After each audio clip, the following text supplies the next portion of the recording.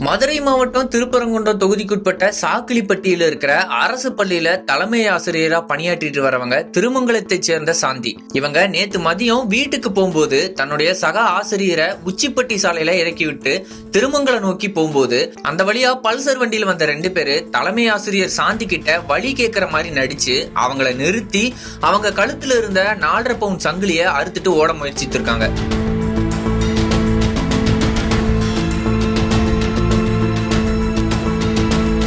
அப்போ மது போதையில இருந்த கிருஷ்ணமூர்த்தி அப்படிங்கிற இளைஞரை தலைமை ஆசிரியர் சாந்தி இழுத்து பிடிச்சி லாக் பண்ணிருக்காங்க. தப்பிக்க விடாம செஞ்சதால அங்கிருந்த பொதுமக்கள் உடனே ஓடி வந்து அவனை இழுத்து பிடிச்சு சிறப்பான தரமான கும்மாங்குத்து குத்தி டர்மடி கொடுத்து உட்கார வச்சிருக்காங்க. வண்டியை ஓட்டிட்டு வந்த அஜய் அப்படிங்கிற நபர் அங்கிருந்து தப்பி ஓடி இருக்காரு. செயின் பறிப்புல ஈடுபட்ட கிருஷ்ணமூர்த்திய பொதுமக்கள் தர்மடி கொடுத்து போலீஸ் கிட்ட ஒப்படைச்சிருக்காங்க.